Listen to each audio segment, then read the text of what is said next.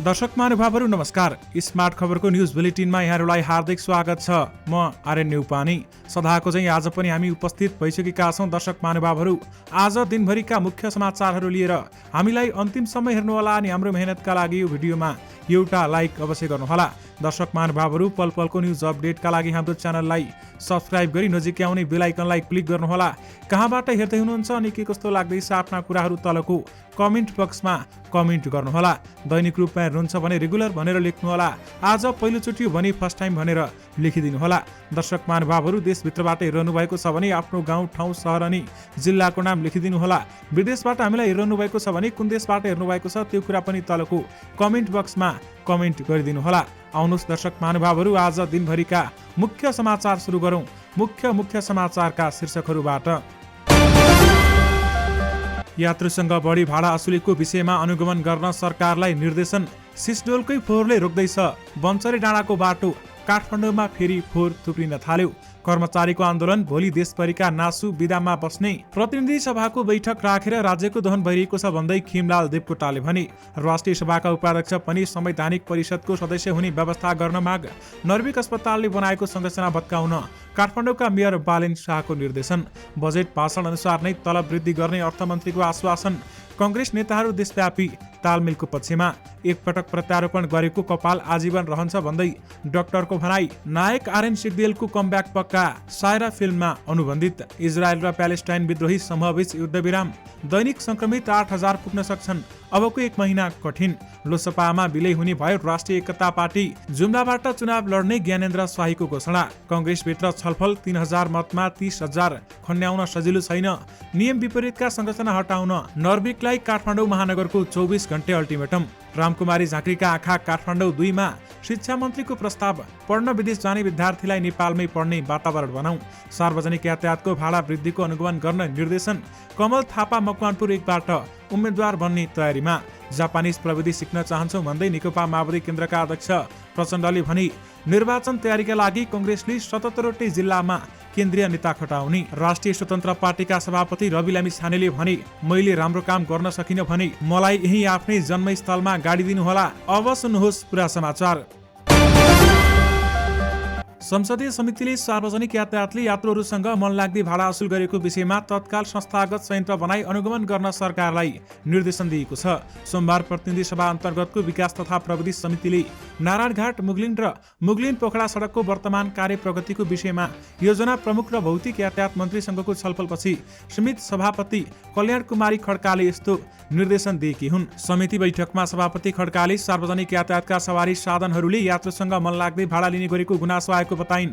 उनले सडकमा अतिक्रमण गरी सडक सीमाभित्र बनाएका घर टहरा तत्काल हटाउनु पनि सरकारलाई निर्देशन दिइन्। सभापति खड्काले देशका मुख्य सडकहरूमा बाढी पहिरोका कारण बन्द रहेका सडकमा तत्काल पहिरो हटाउन पनि निर्देशन दिएकी छन्। यानि कि सार्वजनिक यातायातको भाडा वृद्धिको अनुगमन गर्न निर्देशन दिएको छ। काठमाडौँ महानगरपालिकाका मेयर बालेन्द्र शाह बालेनले थापाथली स्थित नर्विक अस्पतालले लिजमा लिएको सरकारी जग्गामा बनाएको ठहरा हटाउन निर्देशन दिएका छन्। नर्विक अस्पतालले लिजमा लिएको 1 रोपनी 8 आना जग्गाको पश्चिमतर्फ सम्झौता विपरीत र नक्सा पास नगरी घर टहरा बनाएको भन्दै ती संरचना 24 घण्टाभित्र हटाउन मेयर शाहले निर्देशन दिएका हुन्। काठमाडौँ महानगरपालिकाका शहरी व्यवस्थापन विभागका प्रमुख सुरज साक्यले मेयर शाहको निर्देशन अनुसार घर टहरा हटाउन र नहटाए नियमअनुसार कारबाही गर्ने भनी सूचना जारी गरेका छन्। अर्थमन्त्री जनार्दन शर्माले बजेटमा गरिएको घोषणा अनुसार नै कर्मचारीको तलबमान हुने बताएका छन्। बजेट घोषणा विपरीत कर्मचारीहरूको तलब असमान ढङ्गले वृद्धि गरिएको भन्दै आन्दोलित कर्मचारीहरूका नेताहरूले आज अर्थमन्त्री जनार्दन शर्मालाई भेटेर सच्याउन दबाब दिएका थिए। उनीहरूसँगको भेटमा मन्त्री शर्माले तत्कालको लागि बजेट भाषण अनुसार नै तलब वृद्धि गर्ने बताएको नेपाल निजामती कर्मचारी युनियनका अध्यक्ष गोपाल पोखरेलले जानकारी दिएका छन्। 5 कर्मचारी संगठनका अध्यक्षहरूसँगको भेटमा अर्थमन्त्री जनार्दन शर्माले तत्काल बजेट घोषणा अनुसार नै 15% तलब वृद्धि लागू गर्ने र नमिलेका विषय पनि पे कमिसन गठन गरेर मिलाउने प्रतिबद्धता व्यक्त गरेको पोखरेलले बताएका हुन्। नेपाली कांग्रेसका नेताहरू देशभर तालमेलको पक्षमा देखिएका छन्। सिट बाँडफाँडका लागि बनेको कार्यदलको बैठक बस्नुअघि कांग्रेसले सोमबार बिहान पदाधिकारी र पूर्व पदाधिकारीको बैठक राखेको थियो। प्रधानमन्त्री निवास बालुवाटारमा बसेको बैठकमा नेताहरूले अधिकांश स्थानमा गठबन्धनका उम्मेद्वार जित्ने गरी तालमेल गर्नुपर्नेमा जोड दिएका छन्। कसले कति सिट पाए भन्दा पनि गठबन्धनका उम्मेद्वारलाई कसरी विजय गराउने भन्नेमा ध्यान दिनुपर्छ भन्ने मत एक नेताले भनेका छन्। बैठकमा प्रधानमन्त्री समेत रहेका कांग्रेस सभापति शेरबहादुर देउवाले भने यसबारेमा केही पनि बोलेनन्। नेताहरूले भने 2074 को चुनाव र वैशाख 2079 मा भएको स्थानीय चुनावलाई आधार बनाएर सिट बाँडफाँड गर्नुपर्ने धारणा राखेका थिए। यानि कि कांग्रेस नेताहरू देशव्यापी तालमेलको पक्षमा रहेका छन्। स्वास्थ्य मन्त्रालयले कोरोना महामारीको चौथो लहर नेपालमा अझै 1 महिना रहने निष्कर्ष निकालेको छ। स्वास्थ्य तथा जनसङ्ख्या मन्त्रालय अन्तर्गतको एपिडेमियोलोजी तथा रोग नियन्त्रण महाशाखा EDCD ले हालै गरेको एक अध्ययनले 3 हप्तासम्ममा कोरोना संक्रमण बढ्दै जाने, त्यसपछि उच्च बिन्दुमा केही समय स्थिर रहने र भदौको अन्तिम सातामा मात्र संक्रमण घट्दै जाने देखाएको छ। चौथो लहरमा दैनिक 8000 जनासम्म संक्रमित हुन सक्ने EDCD को अनुमान रहेको छ। हिजो आज दैनिक संक्रमितको संख्या 1000 भन्दा कम रहेको छ। आगामी 3 हप्तासम्म अझै उकालो लाग्दै जानेछ र दैनिक 2 देखि 8000 सम्म नयाँ संक्रमित थपिन सक्ने आकलन गरिएको छ। स्वास्थ्य मन्त्रालयका एक उच्च अधिकारीले हामीसँग भनेका छन्, संक्रमण मध्यबिन्दुमा पुगेको छ र केही दिनमा उच्च बिन्दुमा पुग्छ भन्दै बताइएको छ। यानि कि दैनिक संक्रमित 8000 पुग्न सक्छन् भन्दै बताइएको छ भने अबको महिनामा नागरिकहरूले कठिन परिस्थितिबाट गुज्रिनु पर्ने हुन्छ भन्दै बताएका छन्। राष्ट्रिय प्रजातन्त्र पार्टीका प्रवक्ता ज्ञानेन्द्र शाहीले प्रतिनिधि सभा निर्वाचनमा जुम्लाबाट चुनाव लड्ने भएका छन्। सोमबार काठमाडौँमा कार्यक्रम गरेर शाहीले जुम्लाबाट उम्मेदवारी दिने घोषणा गरेका हुन्। काठमाडौँ क्षेत्र नम्बर 1 र 2 का साथै चितवन, रूपन्देही, झापा, कैलालीबाट चुनाव लड्न पार्टीका नेताहरूले आग्रह गरेको भए पनि आफूले मातृभूमि रोजेको उनले बताएका छन्। जुम्लामा पार्टीको उपस्थित कमजोर रहेको स्वीकारेका राप्रपाका प्रवक्ता शाहीले भने जिताउने हराउने जे भए पनि मेरै दाजुभाइहरूले गर्नेछन्, यसमा मेरो पश्चाताप रहने छैन भनेर जुम्ला रोजेको हुँ। आफ्नो उम्मेदवारी कांग्रेस वा कम्युनिस्ट विरुद्ध नभई समृद्धिमा जुम्लाको अर्थतन्त्रको उपस्थितिका लागि भएको बताएका छन् र 5 वर्षका लागि आफूले मत माग्ने भन्दै उनले भने राष्ट्रिय स्तरमा जुम्लाको उपस्थिति देखाउन सकिन भने अहिले जो मेरो प्रतिद्वन्दी हुन्छ उहाँलाई नै भोट हाल्ने मेरो प्रतिबद्धता छ भन्दै उहाँले बताउनु भएको छ। सरकारले मङ्सिर 4 गते आम निर्वाचन गर्ने निर्णय गरेसँगै विभिन्न राजनीतिक दलका नेताहरूले आफू कुन क्षेत्रमा चुनाव लड्ने हो भन्ने तयारी गर्न थालेका छन्। सत्तारूढ गठबन्धनका रूपमा रहेका 5 दलले चुनावी तालमेल गर्ने निर्णय गरेकाले कुन क्षेत्रमा कुन पार्टीका नेताले टिकट पाउँछन् भन्ने टुङ्गिन बाँकी छ। नेकपा एकीकृत समाजवादीकी सचिव एवं पूर्व मन्त्री रामकुमारी झाँक्रीले पनि यसपालि प्रत्यक्षतर्फ चुनाव लड्ने तयारी गरेकी छन्। 2074 को चुनावमा नेकपा एमालेबाट समानुपातिक सांसद बनेकी झाँक्री गुल्मीकी हुन् भने यसपालि चुनावमा भने उनले काठमाडौँ 2 बाट उठ्ने विकल्प पनि खुला राखेकी छन्। शिक्षा विज्ञान तथा प्रविधि मन्त्री देवेन्द्र पौडेलले मेडिकल विषयका विद्यार्थीले चाहेको विषय पढ्न नपाएको गुनासो बढेको बताएका छन्। सोमबार चिकित्सा शिक्षायक, मेडिकल काउन्सिल, स्वास्थ्य प्रतिष्ठान पदाधिकारी, विश्वविद्यालय पदाधिकारी र विश्वविद्यालय अनुदान आयोगका पदाधिकारीहरूसँगको छलफलमा मन्त्री पौडेलले यस्तो बताएका हुन्। नर्सिङ लगायतका विषयमा विद्यार्थीले चाहे अनुसार पढ्न नपाएको गुनासो गम्भीर तरिकाले उठेको छ। मन्त्री पौडेलले भने कानुन संशोधन गरेरै भए पनि पढ्न विदेश जाने विद्यार्थीलाई नेपालमै पढ्ने वातावरण बनाऊ। मेडिकल शिक्षा एकै दिन 2 शिफ्टमा पढाउने नेपाल सरकारको नीति, कार्यक्रम तथा बजेटमा उल्लेख भएको बताउँदै मन्त्री पौडेलले उक्त कुरा कार्यान्वयन गर्न निर्देशन समेत दिएका छन्। सरकारले आगामी मङ्सिर 4 गते मतदान हुने गरी प्रतिनिधि र प्रदेश सभाको चुनावको मिति घोषणा गरिसकेको छ। चुनावको मिति घोषणा भएसँगै दलहरू आन्तरिक तयारीमा जुटिसकेका छन् भने दलहरू आफ्ना संगठन र चुनावी गतिविधिहरूलाई तीव्रता दिँदै आन्तरिक मत लेखाजोखामा व्यस्त देखिन्छन्। चुनावको मिति नजिकिएसँगै मकवानपुरमा पनि राजनीतिक चहलपहल सुरु भएको छ। दर्शक महानुभावहरू, एकातर्फ नेकपा एमाले र अर्कोतर्फ 5 दलीय सत्ता गठबन्धनका उम्मेद्वार बीच भिडन्त हुने आकलन गरिरहँदा सो क्षेत्रमा राप्रपा नेपाल पनि मैदानमा उत्रिने तयारीमा रहेका छन्। त्यो क्षेत्र हो मकवानपुर। दर्शक महानुभावहरू, यस क्षेत्रबाट राप्रपा नेपालका अध्यक्ष कमल थापा पनि उम्मेद्वार बन्ने तयारीमा छन्, तर उनलाई राप्रपाका केन्द्रीय सदस्य दीपक बहादुर सिंह चुनौती बन्ने देखिन्छन्। दुवै नेताको निर्वाचन क्षेत्र मकवानपुर नै हो। थापा हेटौँडा उपमहानगरपालिका वडा नम्बर 6 का मतदाता हुन् भने सिंह हेटौँडा 4 बाट मतदाता रहेका छन्। विशेष गरी कमल थापा मकवानपुर 1 बाट उम्मेद्वार बन्ने तयारीमा रहेका छन्। माओवादी केन्द्रका अध्यक्ष पुष्पकमल दाहाल प्रचण्डले कृषिको आधुनिकीकरण, व्यावसायीकरण, कृषिमा आधारित उद्योगहरूको प्रवर्धन र विकास गर्दै नेपाली अर्थतन्त्रको विकास गर्न चाहेको बताएका छन्। जापान भ्रमणमा रहेका अध्यक्ष प्रचण्डले सोमबार जापानको सरकारी कृषि बिजनेस सपोर्ट डिभिजनको कुरोसु अर्किड लिमिटेडको अवलोकन गर्दै नेपालमा कृषिको आधुनिकीकरणका लागि जापानिज प्रविधिको अनुसरण गर्न चाहेको पनि बताएका छन्। हाम्रो पुराना मित्रलाई थाहा छ, नेपाल कृषि प्रधान मुलुक हो। हाम्रो कृषिको आधुनिकीकरण, व्यावसायीकरण र कृषिमा आधारित उद्योगहरूको प्रवर्धन र विकास गर्दै नेपाली अर्थतन्त्रको विकास गर्न चाहन्छौँ। पूर्व प्रधानमन्त्री समेत रहेका प्रचण्डले भने त्यसका लागि जापानको आधुनिक प्रविधिको अनुसरण गर्न हामीले चाहेका छौँ भन्दै उहाँले बताउनु भएको हो। नेपाली कङ्ग्रेसले आसन्न निर्वाचनको तयारीका लागि देशभर पार्टीका नेताहरू खटाउने भएको छ। आगामी मङ्सिर 4 गते हुने भनिएको प्रादेशिक र सङ्घीय निर्वाचनका लागि कङ्ग्रेसले 77वटै जिल्लामा केन्द्रीय तहका नेताहरू खटाउने भएको हो। महामन्त्री गगन कुमार थापाले निर्वाचन केन्द्रित अभियानका लागि सबै केन्द्रीय सदस्यहरूलाई जिल्ला जिल्लामा खटाइने जानकारी दिएका छन् र उनका अनुसार कङ्ग्रेसले भदौ 2 गतेबाट 24 गतेसम्म केन्द्रीय सदस्यहरू जिल्लाहरूमा खटाउने भएको हो। प्रेमदीप भामसुहाङ नेतृत्वको राष्ट्रिय एकता पार्टीको लोकतान्त्रिक समाजवादी पार्टी लोसपामा विलय हुने भएको छ। सोमबार दुई पार्टीका अध्यक्षले पार्टी एकता सम्बन्धी 5 बुँदे सहमतिमा हस्ताक्षर गरेका हुन्।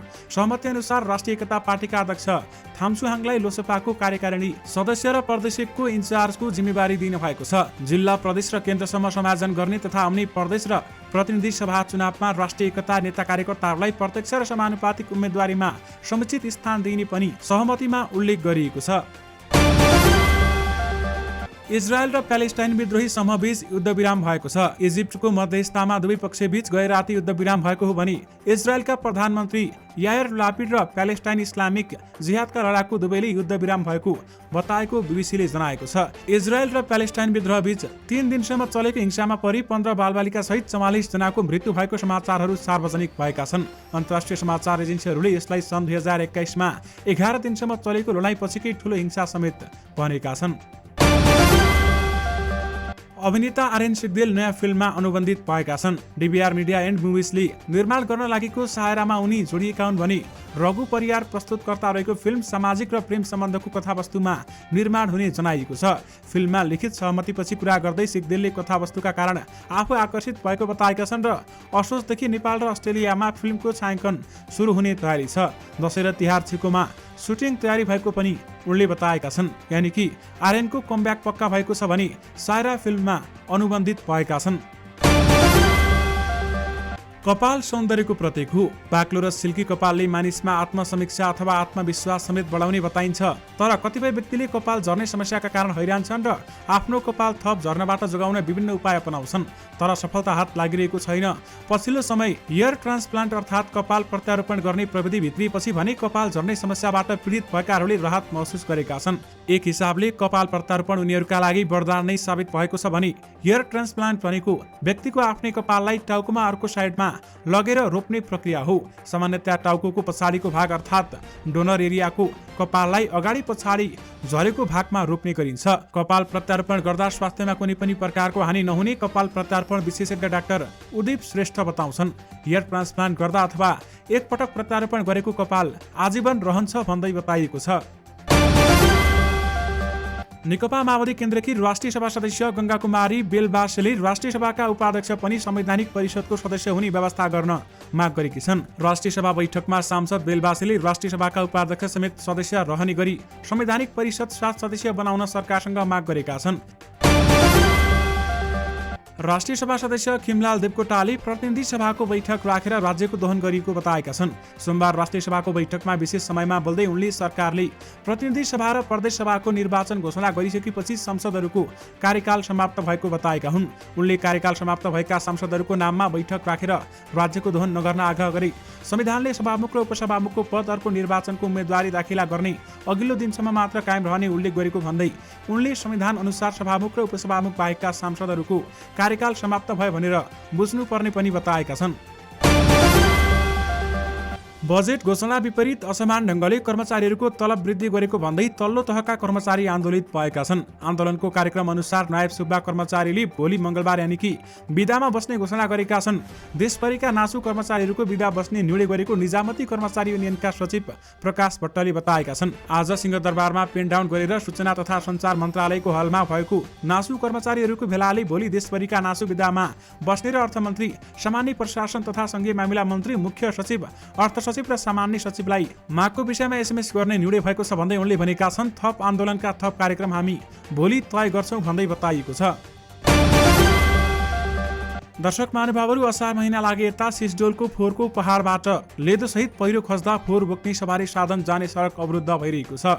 नुवाकोट र धादिङको सिमानामा पर्ने बन्चरे डाँडामा निर्माण अत्याधुनिक फोहोर मैला व्यवस्थापन केन्द्र ल्यान्डफिल साइटसम्म फोहोर लैजानका लागि यसअघि फोहोर विसर्जन गरिँदै आएको साइट सिसडोलको बाटो भएर जानुपर्छ। गत जेठ महिनाबाट उपत्यकाको फोहोर सिसडोलबाट 2 किलोमिटर टाढा पर्ने बन्चरे डाँडामा विसर्जन हुँदै आएको छ। दर्शक महानुभावहरू, बाटो बिग्रिएका कारण अहिले काठमाडौँ उपत्यकाको फोहोर काठमाडौँमै थुप्रिएको छ।